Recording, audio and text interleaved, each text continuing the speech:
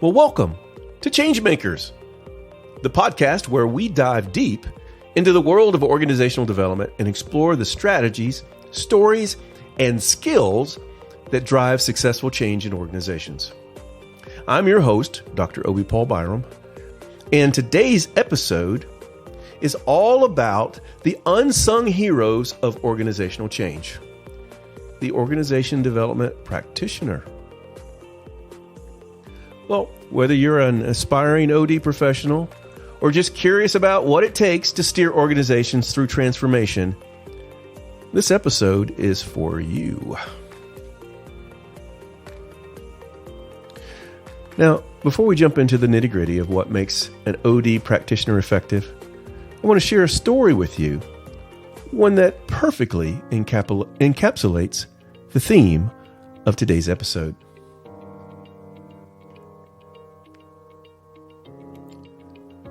Imagine you're part of a large, well-established company. For years, things have been running smoothly, but there's a growing sense that the company is losing its edge.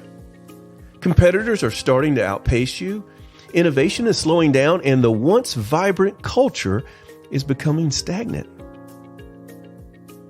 In response, the company's leadership decides it's time for a major transformation. They bring in an external consultant. Well, let's call her Sarah.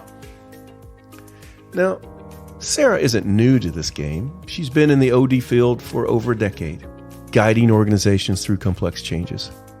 But as she steps into this company, she quickly realizes that the real challenge isn't just about processes or strategies. It's about people. See, employees are resistant to change. Middle managers are skeptical of her ideas, and there's a deep-seated fear of the unknown that's holding everyone back. So, what does Sarah do? She doesn't just roll out a generic change management plan. Instead, she starts by listening. Really listening. She spends weeks understanding the culture, building trust, and identifying the real issues beneath the surface. Slowly, but surely, she starts to shift the mindset of the organization. She empowers leaders to embrace new ways of thinking, helps employees see the benefits of change, and most importantly, she navigates the ethical and emotional complexities of the transformation with grace and integrity. A year later, the company has not only survived the transformation, but has emerged stronger and more innovative than before. And while the leadership gets the credit, those who know the story understand that it was Sarah's expertise, empathy, and ethical approach that made it all the difference. Sarah's story is just one example of what OD practitioners do every day, guiding organizations through the often messy and emotional process of change. And that's exactly what we're going to explore in today's episode. So, let's dive into the role of the OD practitioner, the competencies they need to be effective, and the ethical challenges they face along the way. First, let's talk about the different roles an OD practitioner can play. As we saw with Sarah, OD practitioners can either be internal or external consultants. Internal consultants are part of the organization. They know the culture. They have established relationships. They're deeply invested in the organization's success. But with that familiarity comes a challenge. They may lack objectivity. And sometimes their closeness to the issues can be a double-edged sword. Now, external consultants like Sarah bring fresh perspectives and specialized expertise. They can see the organization with new eyes and often have the advantage of being more objective. However, they also face the challenge of gaining trust and understanding the internal dynamics that aren't always visible from the outside. Regardless of whether they're internal or external, OD practitioners must navigate these dynamics with a unique set of skills. So, what makes an OD practitioner effective? It's all about the competencies. In Chapter 3 of our book, we delve into the key competencies required for OD practice.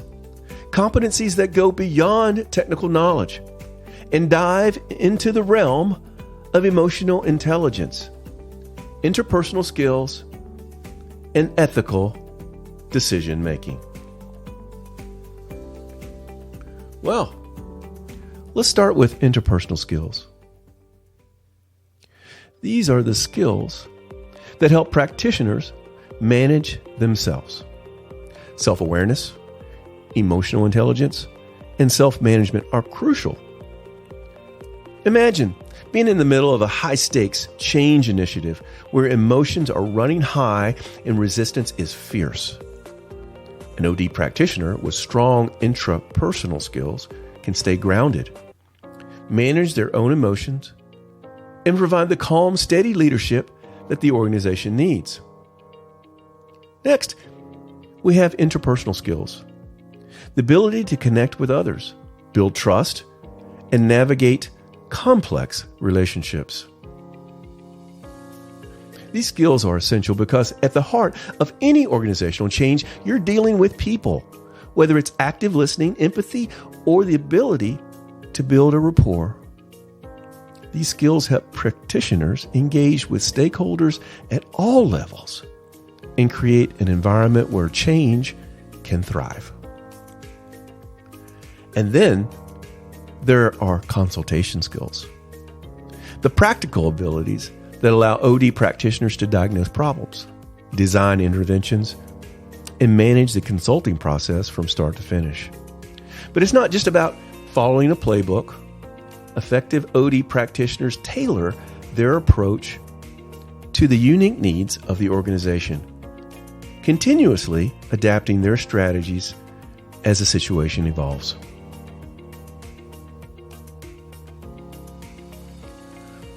But being an OD practitioner just isn't about skills. It's also about values and ethics. One of the most challenging aspects of the job is navigating ethical dilemmas. For example, what do you do if you're asked to implement a change that you believe is not in the best interest of the employees? Or if you're pressured to present data in a way that misrepresents the outcomes of an intervention? These are really not hypothetical scenarios. They're real issues that OD practitioners face. And the decisions that they make in these moments can have a lasting impact on the organization and its people. That's why it's so important for OD practitioners to adhere to ethical guidelines. Principles like transparency, fairness, and respect for individuals. These values guide their actions and ensure that they maintain the trust and integrity that are so crucial to their role. Well, as we wrap up today's episode, let's reflect on the emotional demands of being an OD practitioner. The work is challenging. It involves dealing with resistance, managing complex emotion, and sometimes making tough ethical decisions. But it's also incredibly rewarding. When done well, organizational development can transform not just the organization, but the lives of the people within it. So if you're thinking about pursuing a career in OD, or if you're already in the field, take a moment to think about how you can develop the competencies we discussed today. How can you build your intrapersonal and interpersonal skills? How can you prepare yourself to navigate the ethical challenges of the role? And most importantly, how can you stay grounded and resilient in the face of these demands?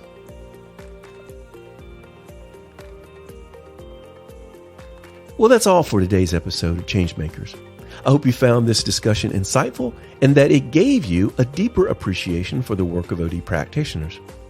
Remember, whether you're leading change or supporting it, the skills, values, and ethics we talked about today are key to making a lasting impact.